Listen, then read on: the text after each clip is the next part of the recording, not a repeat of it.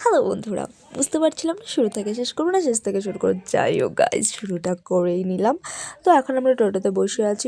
লোক বসে থাকার কারণ কি জানো?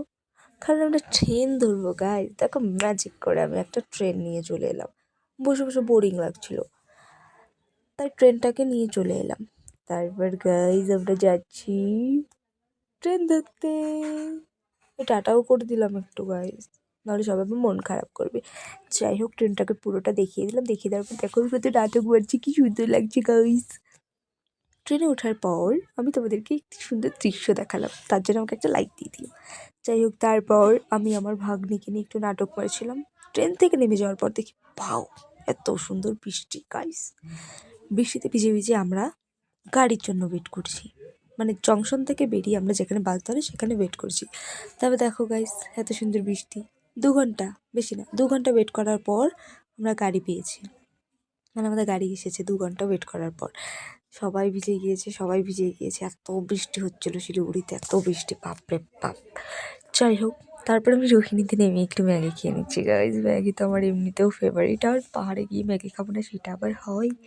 তারপরে একটু কাঁচা আম খেয়ে নিচ্ছিলাম গাইজ। হ্যাঁ, কি টেস্ট! আমটা এত টেস্ট ছিল। যাই হোক, কত কিছু বলে তোমাদের কাছে হ্যাঁ বললাম না। তারপর আমরা যাচ্ছি সুন্দর, দেখো না গাইজ জায়গাটা কি সুন্দর। এই জায়গাটা থেকে আমার যেতে ইচ্ছে করেছিল না।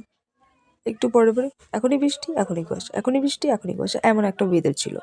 তো এটা ছিল, এই জায়গাটা ছিল কাশিয়াঙ্গার একটু পেছনের দিকে।